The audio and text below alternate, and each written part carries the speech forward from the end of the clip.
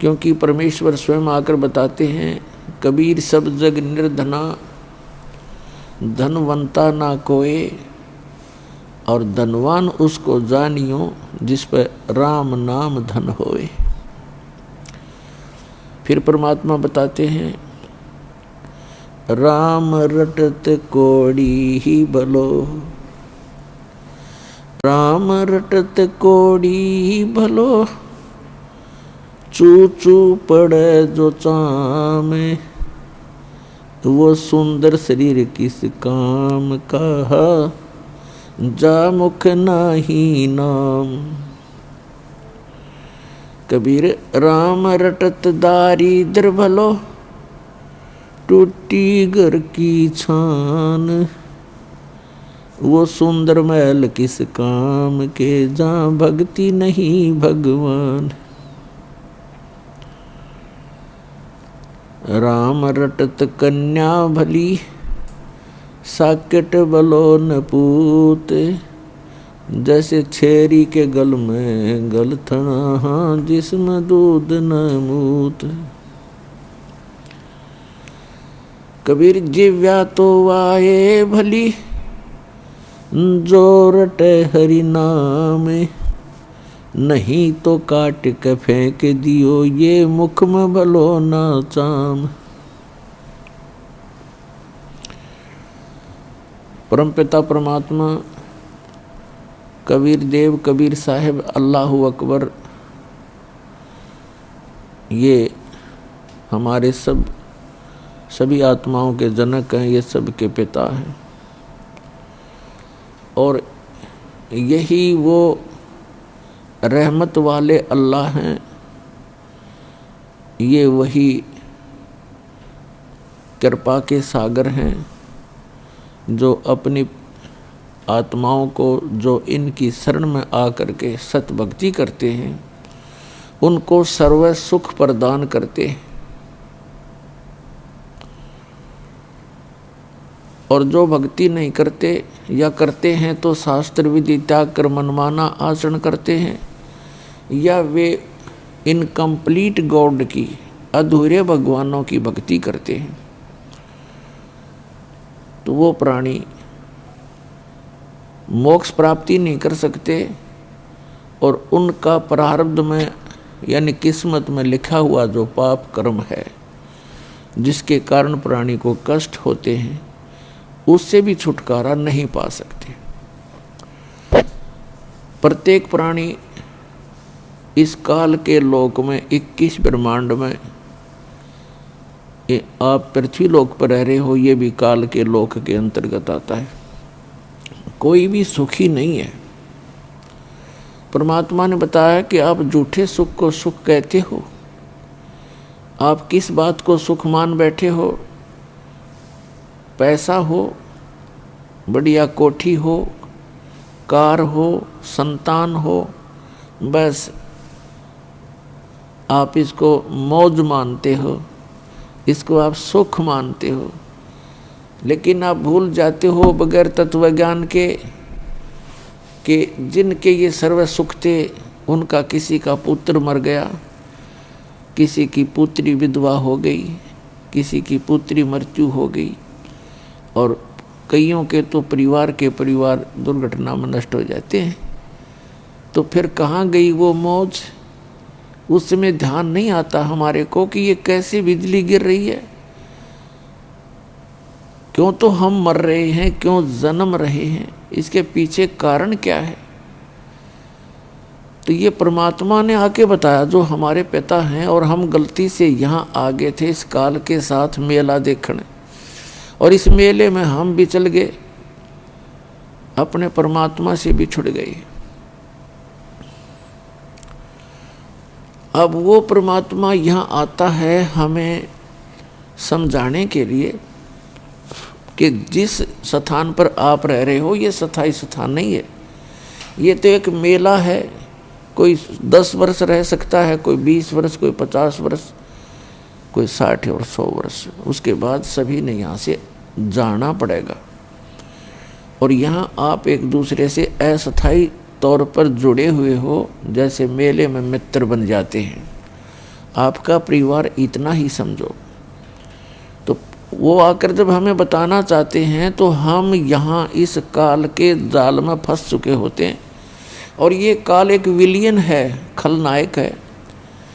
इसकी चेष्टा रहती है कि यहाँ मेरे जाल में फंसे हुए सभी आत्माओं को इतना भ्रमित कर दूं कि ये अपने पिता को पहचान भी ना सके। और इसने ऐसा ही कर रखा है। जब वो परमात्मा यहाँ आते हैं स्वयं, तो उस समय हम उसको पहचान नहीं पाते और झूठे ज्ञान के आधार से, भ्रमित ज्ञान के आधार से हम अपने ही पिता का विरोध करके इस काल कसाई के जाल में फंसे ही रह जाते हैं।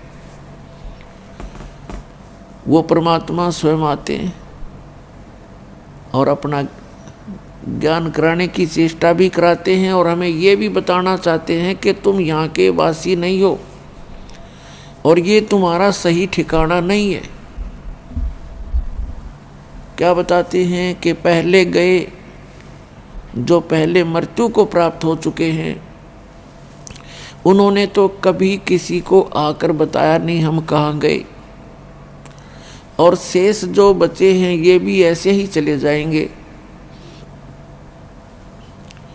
और जो भक्ति साधना जो क्रियाएं आप आजीवन करते हो, ये इस काल के जाल में फंसे रहने की सुव्यवस्था है।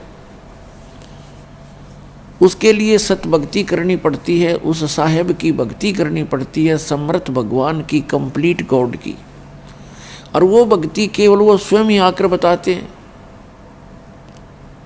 जब वो बताने आते हैं तब तक हम इन नकली गुरुओं, आचार्यों, शंकराचार्यों, काजी और मुल्लाओं और इन पीरों के द्वारा इतने भ्रमित कर दिए जाते हैं कि हम परमात्मा के उस ज्ञान को स्वीकार नहीं कर सकते, नहीं कर पाते।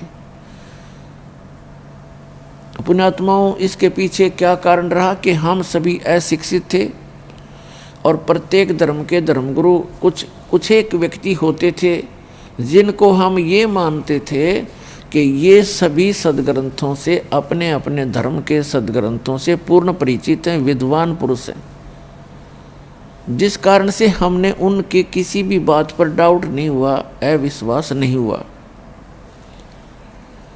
और अभी तक हम उनके द्वारा दिए गए लोकवेद, दंत कथा को आधार मानकर अपना जीवन जी रहे थे।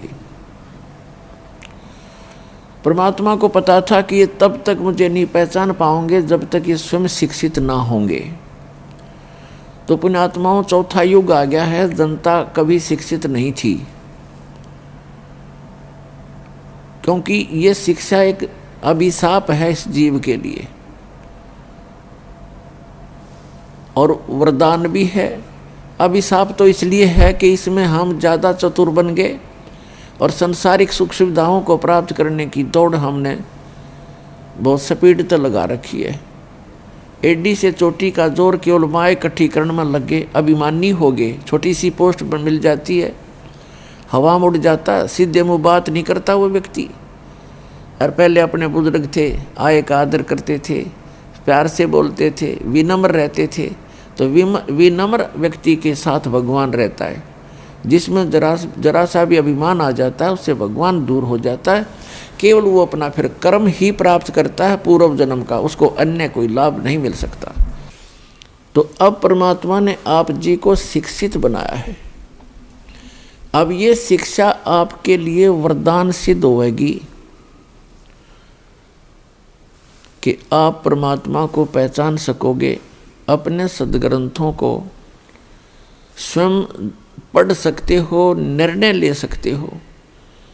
और इस मनुष्य जीवन का मूल उद्देश्य है केवल परमात्मा प्राप्ति, भक्ति करके सतलोक जाने के लिए ही ये मनुष्य जीवन प्राप्त होता है।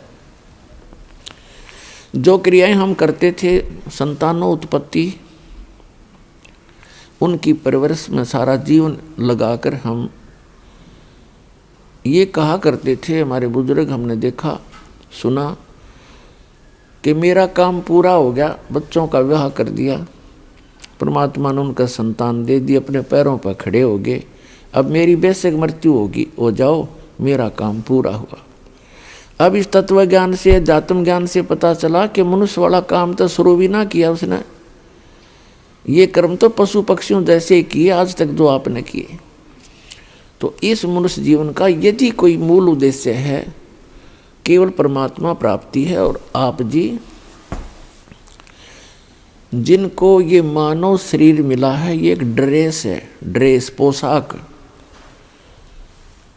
इसको संत भाषा में चोला बोलते हैं, चोला यानी कपड़ा।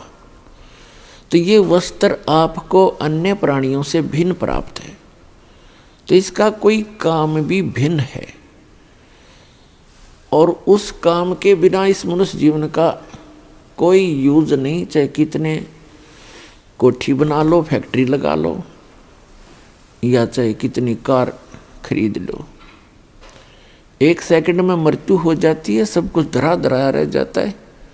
और हाथ मसलता हुआ हारे हुए ज्वारी की तरह यह प्राणी यहाँ से शरीर छोड़कर चला जाता है, जो भक्ति नहीं करता। और भक्ति कर रहा है नकली गुरुओं के पास, वो भी हारे हुए ज्वारी की तरह ही जाएगा। तो पुण्यात्माओं, आप जी को ये ड्रेस अलग मिली है, इसका काम भी भिन्न है। जैसे बच्चे विद्यालय में जाते हैं, विद्यार्थी की ड्रेस, उनकी पोशाक भिन्न होती है। और अन्य जो मजदूरी करते हैं या खेतों में काम करते हैं या कोई अपनी अन्य दुकान आदि कार्य करते हैं, मजदूरी करते हैं, तो उनकी ड्रेस पोशाक भिन्न होती है। और जिनको ड्रेस पहन कर जाते हैं, जो विद्यार्थी हैं, उनको फ्री कर दिया जाता है परिवार की तरफ से कि बेटा और बेटी तुम अपनी शिक्षा ग्रहण करो, अपना भविष्य बनाओ।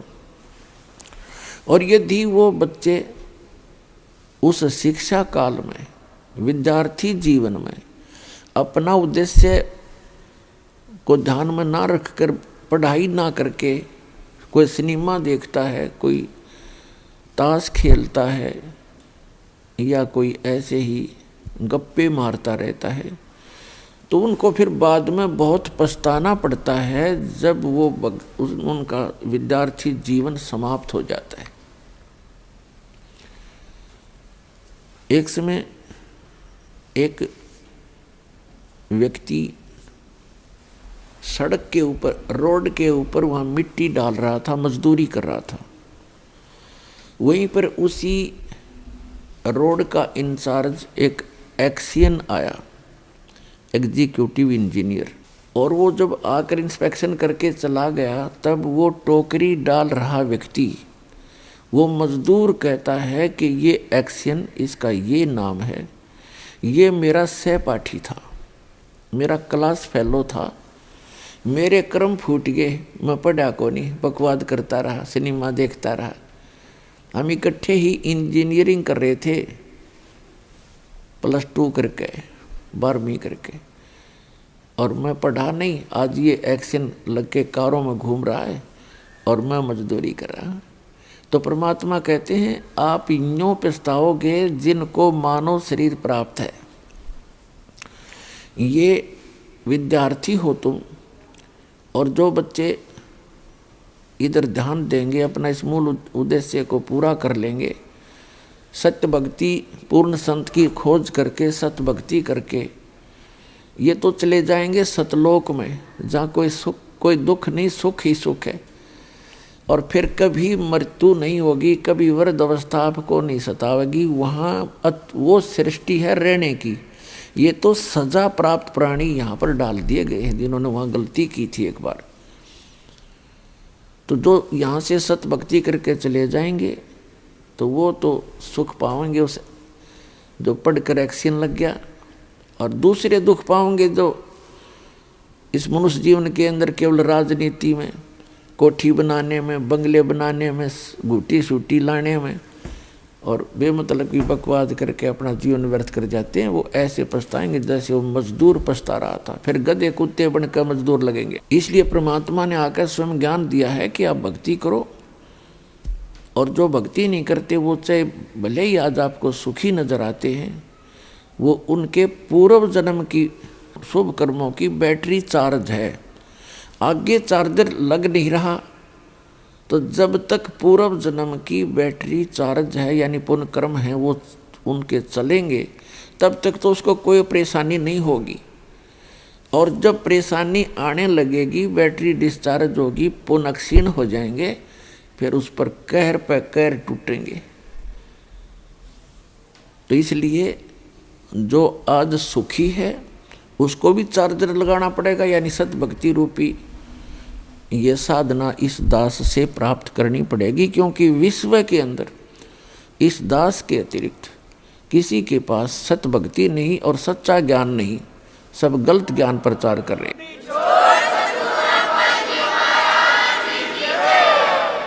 और इसके अंदर कोई मान बढ़ाई नहीं करनी चाहिए, क्योंकि हम कई प्रकार से भ्रमित हो गए। जैसे किसी व्यक्ति ने किसी भयंकर रोग की दवाई खोज ली, तो उसके पास दवाई लेनी चाहिए, चाहे राष्ट्रपति का रोग हो, उसने भी जाना चाहिए, इसमें क्या दिक्कत है। तो थोड़ी सी भी बुद्धि से काम आप लोगे तो ना अभिमान सतावेगा, आपको अपना कल्याण नजर आएगा, तो तुरंत आकर के नाम लीजिए। परमात्मा कहते हैं, मन तू पावेगा अपना किया रे, भोगेगा अपना किया रे। मन तू पावेगा अपना किया रे, भोगेगा अपना किया रे। राजा राम की कार उलंगी, गई सीता लंक मजारे। राजा राम की कार उलंगी, गई सीता लंक मजारे। सेतु बंधा जब सेना उतरी, चढ़ गए पद्म 18। मन तू पावेगा अपना किया रे, भोगेगा अपना किया रे। लंका तोड़ी बिलंका रे तोड़ी, वो अहि रावण से मारे। लंका तोड़ी बिलंका रे तोड़ी, अहि रावण से मारे। 10 मस्तक रावण के काटे, विभीषण को राज दिया रे। मन तू पावेगा अपना किया रे, भोगेगा अपना किया रे। प्रहलाद पैज परवान करी है, धर नरसिंह अवतारे। प्रहलाद पैज परवान करी है, धर नरसिंह अवतारे। दीन दयाल दया कर उतरे, एरना कुश उदर वेदार। मन तू पावेगा अपना किया रे, भोगेगा अपना किया रे। हा हा हु बंदे होते तौलत हैं बलवारे। हा हा हु बंदे होते तौलत हैं बलवारे। गज और गरा बने भवसागर, 10 सेंस अधिकार। मन तू पावेगा अपना किया रे, भोगेगा अपना किया रे। भाई श्वास घटो बलहीन भयो, जद खेच लिया मजदारे। श्वास घटा बलहीन भयो, जद खेच लिया मजदारे। अर्ध नाम रसना से टेरा, वो सुमृत है रंकारे। मन तू पावेगा अपना किया रे, भोगेगा अपना किया रे। भाई नारद मुनि तेर काली रे योगी, जिन मन गर्भ किया रे। नारद मुनि तेर काली रे योगी, जिन मन गर्भ किया रे। पल में पूत बहतर जाए, ये रोवत केस उपाड़े। मन तू पावेगा अपना किया रे, भोगेगा अपना किया रे। भाई कृष्ण गुरु दुर्वासा होते, 56 कोटि सिंगारे। कृष्ण गुरु दुर्वासा रे होते, 56 कोटि सिंगारे। अम्बरीश कह चले अपुठे वो दुर्वासा से हारे, मन तू पाव गय अपना किया रे, भोग गय अपना किया रे। भाई दुर्योधन और दुशासन को द्रौपदी चीर उतारे। दुर्योधन और दुशासन को द्रौपदी चीर उतारे। अंधे को पीन देई थी वो बढ़ गए अंत अपारे, मन तू पाव गय अपना किया रे, भोग गय अपना किया रे। भाई भीष्म पिता और द्रोणाचार्य कर्ण से बाणों मारे। भीष्म पिता और द्रोणाचार्य ये कर्ण से बाणों मारे। महाभारत में टटीरी के रखे वहाँ घंटा टूटे पड़ा रे, मन तू पावे गय अपना किया रे, भोग गय अपना किया रे।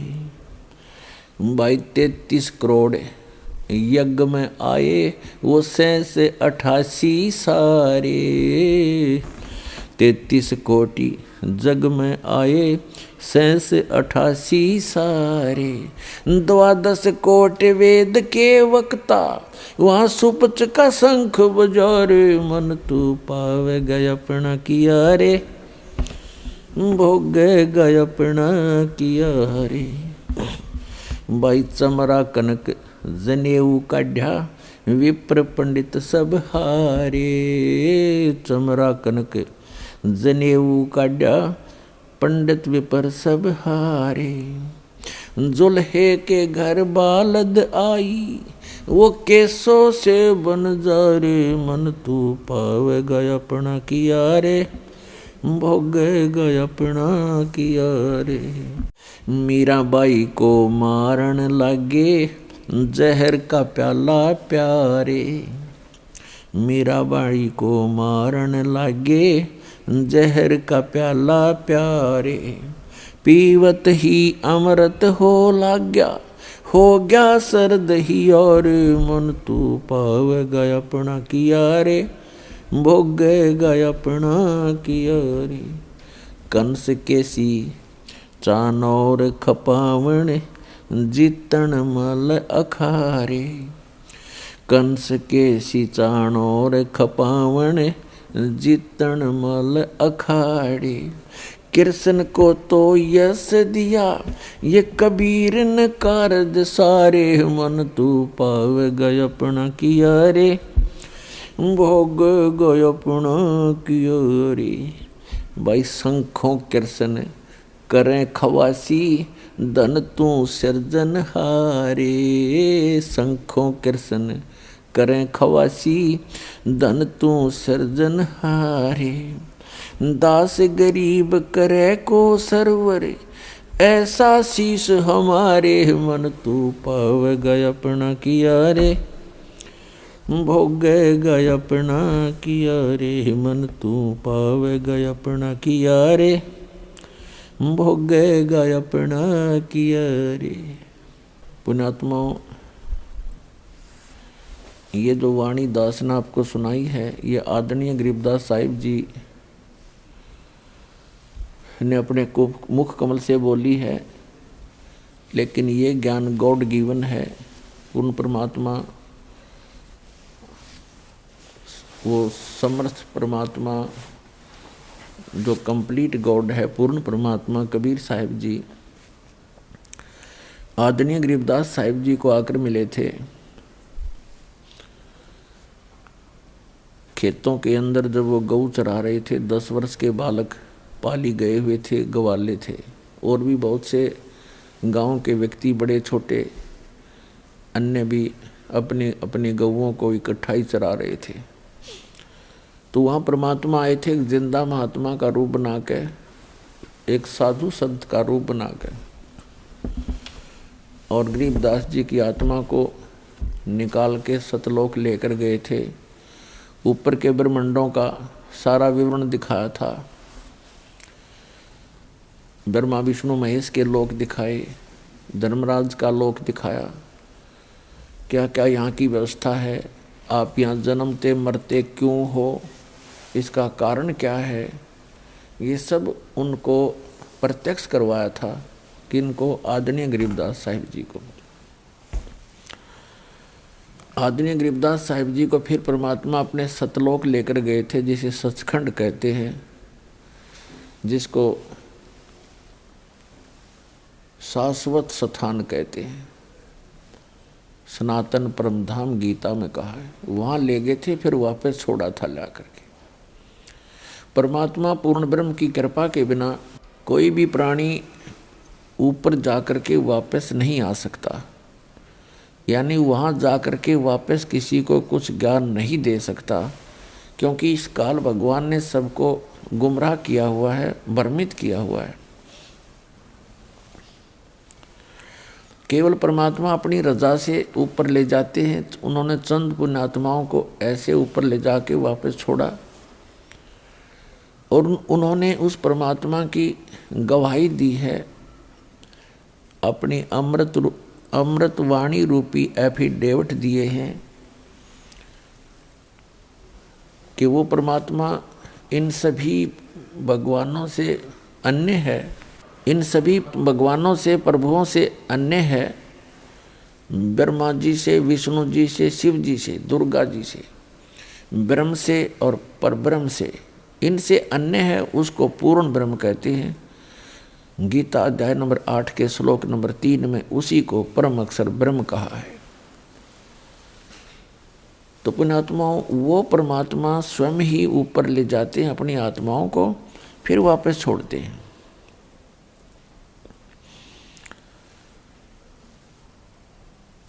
और फिर वो आकर के भगवान के विषय में जानकारी देते हैं। उनमें से एक गरीबदास जी हैं, जो परमात्मा से प्राप्त यथार्थ ज्ञान के आधार से क्या बता रहे हैं कि जिस लोक में आप रह रहे हो, ये तो केवल भक्ति करने के लिए आपको मानव शरीर दिया जाता है इस लोक में। बाकी अन्य प्राणी तो अपने पूर्व जन्म के कर्मों का ही भोग रहे होते हैं। और आप सत भक्ति ना करके अन्य भक्ति करते हो या यहाँ बकवादों में लगे रहते हो, तो उनके साथ कैसी कैसी घटनाएं घटी। यदि आप यहाँ सुख संपत्ति चाहते हो, सुख संपत्ति से सुख मानते हो या संतान से सुख मानते हो, उसका उदाहरण देते हुए बताते हैं। सर्व सोने की लंका होती, रावण से रणधीरम, एक पलक में राज विराजी, वो जम के पड़े जंजीरम, मन तू सुख के सागर बस रे, भाई और न ऐसा यस रे। फिर बताते हैं, क्या मांगो कुछ थिर ना रहाई, और देखत नैन चला जग जाई, 1 लख पूत 1.25 लाख नाती, उस रावण के आज दीवा न बाती। यदि आप यहाँ संपत्ति चाहते हो, बड़ी बड़ी हवेली बनाना चाहते हो, कई कई मंजिल की कोठियाँ बनाना चाहते हो, और उसके ऊपर अच्छी मार्बल वगैरह लगा कर अपनी शान और शौकत बनाकर आप खुश हो, उसको संकेत देते हैं कि श्रीलंका का राजा जो रावण था, उसने सोने के महल बना रखे थे, सोने की ईंटों से, और उसके 1 लाख पुत्र थे। और ऐसे को वध करने वालों का जो सत भक्ति नहीं करते, रावण भक्ति भी करता था लेकिन भगवान शंकर की करता था, तमोगुणी शंकर की। और ये भगवान आपको केवल वर्क डन ही दे सकते हैं, जैसा करोगे वैसा ही पाओगे, इसमें कोई परिवर्तन नहीं कर सकते। और वो समर्थ परमात्मा जो पूर्ण ब्रह्म है, सत्य पुरुष है, अकाल मूर्त है, वो कबीर देव है, कबीर साहब है, जो काशी में बनारस में धानक रूप में आए थे। 120 वर्ष रहे, वो ये ज्ञान ही दिया करते थे, और एक झोंपड़ी में बैठकर सारे ब्रह्मांडों का संचालन भी करते थे। और हम सबका पालन पोषण भी करते थे। वो पूर्ण परमात्मा है। जब तक हम सत भक्ति नहीं करते हो तो अपना कर्म ही मिलता है। तो यहाँ याद दिलाना चाहते हैं, यदि तुम संतान ही परमात्मा से मांगते हो या आपको संतान प्राप्त है, बेटा और बेटी, उनकी अच्छी कोई व्यवस्था है, उनके बढ़िया रोजगार चल रहे हैं और आप निश्चिंत होकर बैठ गए हो, मूल उद्देश्य भूल गए हो भगवान का, तो आपकी भूल है। 1 लाख पूत 1.25 लाख नाती, और उस रावण काज को दीवा न बाती, दीपक लगाने वाला नहीं शेष बचा। तो इस गंदे लोक में आप इन्हीं व्यवस्थाओं से संतुष्ट हैं, तो आपका भूल लाग रही है। उस भूल को तोड़ने के लिए परमात्मा आते हैं या अपना कोई दास भेजकर आपको सजग करते हैं कि आप अपना मूल उद्देश्य भूल चुके हो। उसके लिए याद दिलाते हैं कि जो भक्ति करते हैं उनकी भगवान मदद करते हैं। जैसे इसमें एक प्रसंग आया है कि लंका तोड़ी, बिलंका तोड़ी, और अहि रावण से मारे, 10 मस्तक रावण के काटे, और विभीषण को राज दिया रे। परमात्मा कहते हैं यदि तूने यहाँ की थोड़ी बहुत सुख सुविधा भी चाहिए तो वो भी हम देंगे, और जो हम देंगे वो तेरे अनुकूल होगी।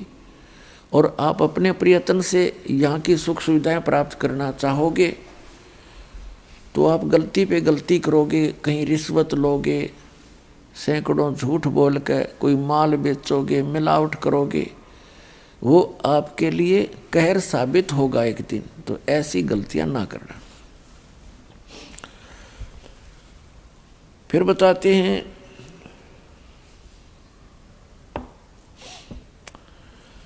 एक हा हा हु नाम के 2 साधक थे। हा हा हु बंदे होते तोलत हैं बलभारे, और गज और गरहा भय बने भवसागर 10 संस अधिकारे। श्वास घटा बलहीन भयो जद खींच लिया मझधारे, अर्ध नाम रसना से टेरा सुमरत है रंकारे। एक हा एक हु 2 साधक थे तपस्वी। अब इस काल ने ऐसा जुल्म कर रखा है, पहले तो कोई भक्ति करता ही नहीं, करना चाहता ही नहीं,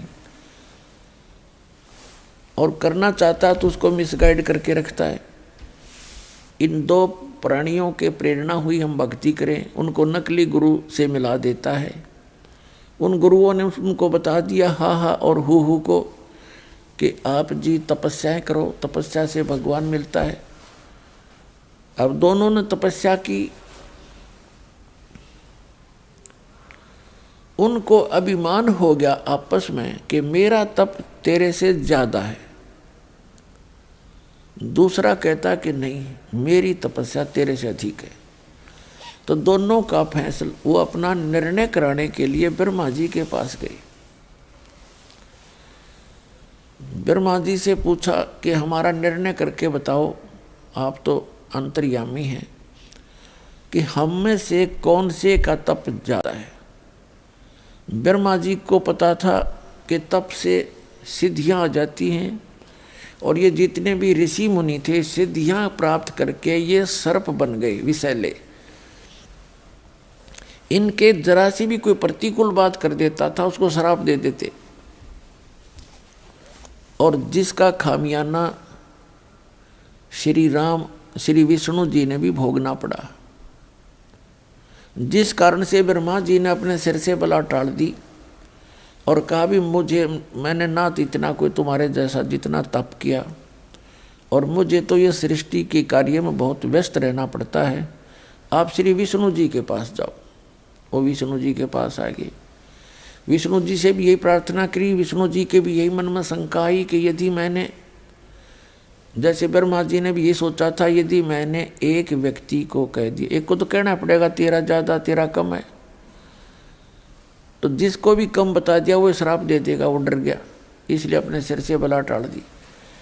विष्णु जी के मन में भी ये शंका हुई कि यदि मैं एक को कहूँगा तेरी तपस्या ज़्यादा है, इसकी कम है, तो कम जिसकी बताऊँगा वो श्राप देगा। तो इस संकट को भगवान विष्णु जी ने भी मोल लेना उचित नहीं समझा। उन्होंने कहा भी देखो मैं तो व्यवस्था में लगा रहता हूँ, पालन पोषण का कार्य डिपार्टमेंट, होम डिपार्टमेंट है मेरे पास, आप जाओ भगवान शंकर जी के पास, वो ज़्यादा तप वप करते हैं, वही आपका फैसला कर सकते हैं। तो वो गए भगवान शिव जी के पास। अब भगवान शिव जी ने भी सोचा भी ये एक को तो कहना पड़ेगा, तेरी कम है इसकी ज़्यादा है, तो ये हैं सरप डस देंगे। उन्होंने भी अपने सिर से बला टाल दी कि अभी एक मतंग नाम के ऋषि हैं पृथ्वी पे, वर्तमान में वही बता सकते हैं, वो बड़े साधक हैं, बड़े तपस्वी हैं, आप वहाँ जाइए। तो दोनों आगे मतंग ऋषि के आश्रम की तरफ जा रहे थे। मतंग ऋषि जो थे बड़े डिल डोल, बड़े तगड़े, भारा शरीर था उनका। तो उन्होंने, ये मन बड़ा बदमाश है, कबीर साहब कहते हैं मन के मते ना चालिए, मन है पक्का दूध, ले डूबे दरिया में और फिर जा हाथ छूटे। उल्टे काम करवा के फंसवा के फिर आप निकल जाता है। तो उन्होंने दोनों ने देखा उस महापुरुष को। मतंग ऋषि पूछा कहाँ है, कि वो सामने बैठे तगड़े थे डुल डुल। एक ने तो मन में सोचा कि बड़ा हाथी सा बैठा भाई, दूसरे ने सोच लिया अच्छा मगरमच्छ शाहिद है महात्मा। तो उन्होंने मतंग ऋषि के पास आकर के कहा, मतंग ऋषि के पास एक सिद्धि थी जो मन की वृत्ति बता देती थी, इसने क्या सोच रखा है। तो मतंग ऋषि से उन्होंने प्रश्न किया कि महाराज हम में से कौन से की तपस्या ज़्यादा है, कौन शक्तिशाली है, आप निर्णय करो। मैं कहता हूँ मेरी भक्ति ज़्यादा, तपस्या ज़्यादा, ये कहता है मेरी ज़्यादा। मतंग ऋषि ने कहा कि जो तुम्हारे मन में तुमने सोच के आए हो उसी से फैसला होगा। तो आपने क्या सोचा भगवान? आपने ये सोचा था कि मतंग ऋषि बड़ा हाथी सा पड़ा है तो, और आपने सोचा था ये मगरमच्छ जैसा है। आप मगरमच्छ बनो, आप हाथी बनो, अपना फैसला आप करो। तो दोनों का शरीर छूट गया, मृत्यु होगी। एक ने हाथी के यहाँ जन्म हुआ, दूसरे का मगरमच्छ के घर जन्म हुआ, से जन्म हुआ।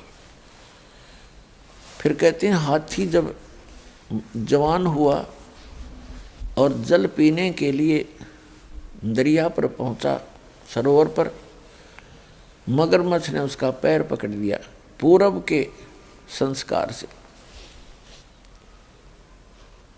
अपने आत्मा पहले मगरमच्छ ने हाथी को अंदर खींचना चाहा, हाथी मगरमच्छ को बाहर खींच लाया, फिर कभी वो अंदर खींच ले जाए, कभी वो बाहर खींच ले। सारा दिन ऐसे उनकी रिहर्सल चले और शाम को मगरमच्छ उसका पैर छोड़ दे कि कल आना, कल आऊँगा। अगले दिन फिर वो ऐसे ही चलते रहे। कहते हैं 10,000 वर्ष से भी अधिक समय तक वो आपस में झगड़ते, ऐसे ही लड़ते रहे। वृक्ष अपना जो है ये रिहर्सल करते रहे। क्या हुआ कि जो हाथी के साथी थे वो उसके लिए दूर दूर से घास तोड़ कर लाएं, कीड़े तोड़ तोड़ के लाएं, उसको खिलाएं रात को, और सुबह फिर पहलवान की तरह हाथ मिलवा दें उनका।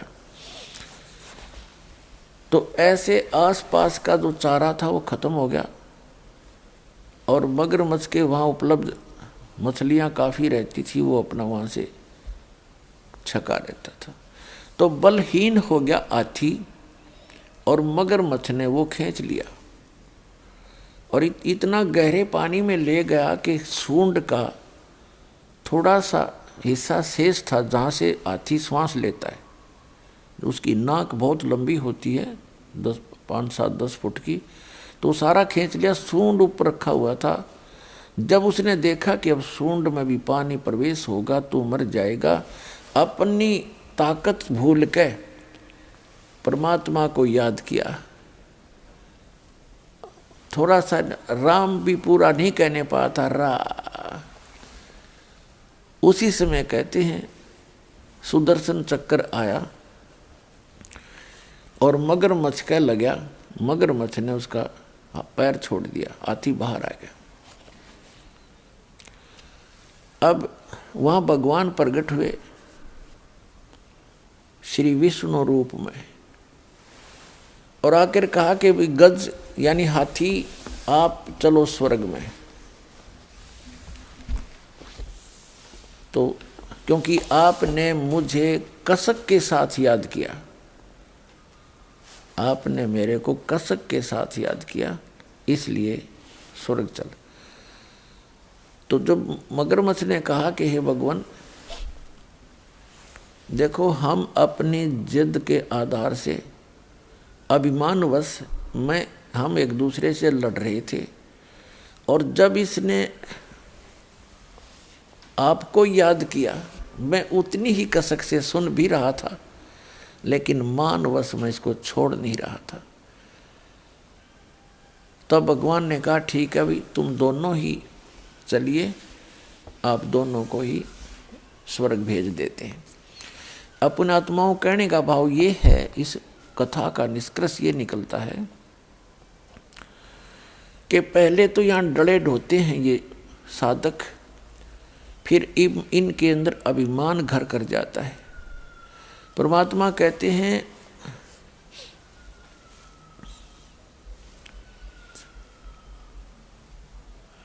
सत्संग की आधी घड़ी और तप के वर्ष 1000 तो भी बराबर है नहीं, कहें कबीर विचार। अब इससे क्या निष्कर्ष निकलता है कि पहले तो ये डले ढोते हैं, फिर इनमें अभिमान हो जाता है। इन सिद्धियों के कारण एक दूसरे से प्रभु पाक जाते हैं, किसी की हानि ज़्यादा कर देते हैं तो लोग उससे डरने लग जाते हैं, उसको पूजने लग जाते हैं इन ऋषियों को, और किसी को वो थोड़ा मोटा लाभ दे देते हैं अपनी पुण्य से, और उनकी अपनी बैटरी डिस्चार्ज होती जाती है और वो थोड़ा बहुत राहत दूसरे को दे सकते हैं। दूसरा ये निष्कर्ष निकला कि तप से तो कोई बात बने नहीं, लास्ट में उन्होंने परमात्मा को कसक के साथ याद किया, तो उससे उनको जो लाभ मिला वो हजारों वर्षों के तप से भी नहीं मिला था। तो परमात्मा कहते हैं चाहे कितना ही तुम तप करो, कितनी अन्य क्रियाएं करो, यदि आपके पास भक्ति नहीं है, आपके पास नाम सही नहीं है, तो आप जी वो उस सतर का भी लाभ प्राप्त नहीं कर सकते जहाँ की आप इच्छा रखते हो। जैसे कोई श्री कृष्ण की पूजा करता है, कोई विष्णु जी की पूजा करता है विष्णु रूप में, कोई भगवान शंकर की करता है, तो कहते वहाँ के सतर का लाभ भी आपको उनके मंत्रों से ही होगा, जो मूल मंत्र हैं, मूल नाम है उनके। और दूसरा जो निरंकार, यहाँ पर तीसरी जो बात क्लियर ये होगी आपको कि जैसे उसने रा कहा था, भगवान को याद करना चाहा था, तो इसको निरंकार धुन कहते हैं। निरंकार धुन, निरंकार जैसे ये राधा स्वामी वाले नाम देते हैं ओंकार, ज्योत स्वरूपी निरंकार। तो जो निरंकार है न, पता नहीं निरंकार होता क्या है। जैसे इंसान मरते हुए भगवान को याद करता है विशेष कसक के साथ, वो निरंकार धुन है, निरंकार लौ है उसकी, वो निरंकार लगन है। जैसे हाथी ने मरते हुए रा कहा था, ऐसे जो कसक के साथ मालिक याद किया जाता है, यानी उसकी कीमत अलग से होती है। तो भक्ति करने वाले के लिए संदेश है कि जब आप कोई भी नाम का जाप करें, उसको विशेष कसक के साथ करें, फॉर्मलिटी सी ना करें। तो उस कसक के साथ लिए हुए नाम का जो लाभ है वो अत्यधिक है, उसका कंप्लीट लाभ है। तो यहाँ कहने का भाव ये था कि पहले तो ये डले ढोते हैं, फिर आंडी पाक जा, अभिमान हो जाता है भक्ति करके, और फिर यहीं के यही रह जाते हैं। तो यहाँ जो चौथा कंसेप्ट ये क्लियर हुआ कि जैसे कोई परमात्मा की कथा सुना रहा है कसक के साथ, और सुनने वाला भी सुन रहा है उसी भाव से, तो दोनों को वो ज्ञान लाभ प्राप्त होगा। उस ज्ञान यज्ञ का जो लाभ है दोनों को ही प्राप्त होगा। जैसे दास सत्संग करता है और आप हृदय से सुन रहे हो, तो दोनों को ही लाभ हो रहा है, दोनों को उस सत्र का लाभ मिलेगा। फिर बताते हैं कि दुर्योधन और दुशासन को द्रौपदी चीर उतारे, अंधे को कोपीन देई थी, वो बद गे अंत अपारे। विषम पिता और द्रोणाचार्य कर्ण से बानों मारे, महाभारत में टटीरी के रखे, वहां घंटा टूट पड़ा रे। अब क्या बताना चाहते हैं कि मन तू पावेगा अपना किया रे, भोगेगा अपना किया रे। दुर्योधन और दुशासन ने द्रौपदी के चीर उतारने का, उसको नग्न करने का प्रयत्न किया, तो उस द्रौपदी का चीर क्यों बढ़ गया? पुण्यात्माओं, आज तक जो भी आपको राम नाम की कथा सुनाई गई है, भगवान की कथाएं सुनाई गई हैं, वो इनकम्प्लीट थी, उनका कोई सिर पैर नहीं था। जैसे हमारे मन में एक शंका बनी रहती थी कि जैसे द्रौपदी जी का चीर उतारना चाहा और वो उतरा नहीं, ये कारण क्या था? हम कथा पढ़ते थे, सुनते थे, और ये भी सुनते थे भगवान ने बढ़ा दिया। भगवान ने और बहनों का क्यों नहीं बढ़ाया? कितनों की इज्जत लूटी जाती है, उस द्रौपदी का ही क्यों बढ़ाया? यहाँ बुद्धि कभी नहीं जाती थी, क्योंकि हम इनकम्प्लीट स्पिरिचुअल नॉलेज प्राप्त थे, ग्रहण कर रखे थे, किए हुए थे। तो परमेश्वर ने आके वो कंप्लीट स्पिरिचुअल नॉलेज दिया, और अब इस दास के पास उपलब्ध है, जो इन सभी अधूरी कथाओं को पूरा किया जाएगा। पुण्यात्माओं, आप एक बात को याद रखना कि विश्व के जितने भी प्राणी हैं, ये सभी उस अल्लाह अकबर के, उस कबीर भगवान के, अल्लाह अकबर माने बड़े भगवान के, वो ग्रेट गॉड के, कंप्लीट गॉड के बच्चे हैं। और आज जितने भी पोस्ट प्राप्त हैं, जैसे कोई ब्रह्मा बना है, कोई विष्णु बना है, कोई शिव बना है, या कोई अन्य पोस्ट प्राप्त है, कोई देव बना है, महादेव बना है, और चाहे कोई अन्य यहाँ पृथ्वी के ऊपर राष्ट्रपति बना है, मंत्री बना है, प्रधानमंत्री, मुख्यमंत्री बना है, ये सभी पूर्व की भक्ति किए हुए पुण्यकर्मी प्राणी हैं। अब जैसे दास आपको क्लियर कर ही रहा है, और आपको लगभग क्लियर स्पष्ट हो भी रहा है कि शास्त्र अनुकूल साधना करने से ही जीव को भक्ति लाभ प्राप्त होता है। अध्यात्म मार्ग का जो लाभ होता है वो शास्त्र अनुकूल साधना से ही होता है। और शास्त्र अनुकूल साधना कैसे होती है? जो सदग्रंथों में विद्यमान हो, सदग्रंथों में जिसका ज्ञान हो, सदग्रंथों के आधार से जो भक्ति हो, उसको कहते हैं शास्त्र अनुकूल साधना। और सदग्रंथ कौन कौन से हैं? वर्तमान के अंदर जो सदग्रंथ हैं, पवित्र चारों वेद, पवित्र श्रीमद् भगवद गीता, ये तो हैं गॉड गिवन ग्रंथ। इसके अतिरिक्त पवित्र पुराण, पवित्र महाभारत, पवित्र सुधा सागर आदि, ये हैं ब्रह्मा जी के द्वारा दिए गए ज्ञान में पलस करके अपने मत जोड़ जोड़ के आगे इसके 18 भाग बना दिए पुराणों के। और महाभारत के अंदर केवल उस घटना है, वो जो महाभारत के अंदर जो पात्र हैं, कौरव और पांडव और कुछ ऋषियों का ज्ञान है। तो ये ज्ञान गॉड गिवन नहीं है, ये तो इतिहास एक टाइप का। ऐसे ही पवित्र कुरान शरीफ, कुरान मजीद कहो, एक ही है, केवल नाम नाम मंत्र है, लेख में कोई अंतर नहीं है। तो ये भी गॉड गिवन है, लेकिन ये पवित्र चारों वेद, पवित्र श्रीमद् भगवद गीता और पवित्र पुराण और पवित्र बाइबल का कुछ अंश, पवित्र बाइबल का जो अंश है वो इस ब्रह्म के द्वारा दिए गए हैं। ये भी गॉड है, ये भी अल्लाह है, ये इनकम्प्लीट गॉड है। जैसे भारत का जो राष्ट्रपति हैं और प्रधानमंत्री हैं, ये कंप्लीट साहब हैं, हमारे साहब हैं। वैसे तो गृह मंत्री सेंटर का वो भी साहब है, और मुख्यमंत्री स्टेट का वो भी साहब है, एक मंत्री गृह मंत्री स्टेट का प्रांत का वो भी साहब है, एक कमिश्नर भी साहब है, एक डीसी भी साहब कहलाता है, एक एसडीएम भी साहब कहलाता है, तहसीलदार भी साहब ही कहलाता है। तो इस प्रकार ये सभी साहब हैं, लेकिन ये इनकम्प्लीट साहब हैं, अधूरे साहब हैं, इनका सीमा है, अक्षेत्र है। और कंप्लीट साहब जो है, वो पूर्ण साहब जो है प्रधानमंत्री है और राष्ट्रपति है। इसी प्रकार जो ब्रह्म है ये इनकम्प्लीट गॉड है, और इसके द्वारा दिया गया ज्ञान इसका इनकम्प्लीट नॉलेज है।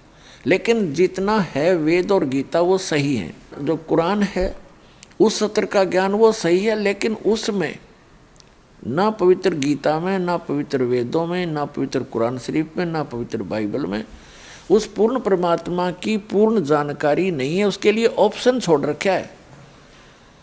पवित्र श्रीमद् भगवद गीता अध्याय नंबर 4 के श्लोक नंबर 34 में, पवित्र यजुर्वेद अध्याय नंबर 40 के मंत्र नंबर 10 में, और पवित्र कुरान शरीफ के सूरत फुरकानी 25 आयत नंबर 52 से 59 में ये स्पष्ट कर रखा है कि वेद ज्ञानदाता, गीता ज्ञानदाता और कुरान शरीफ का ज्ञानदाता कह रहा है कि वो अल्लाहु अकबर, यानी वो पूर्ण परमात्मा तो कोई और है जिसने 6 दिन में सृष्टि रची, 7वें दिन तख्त पर जा बैठे, जो सबका उत्पादक है।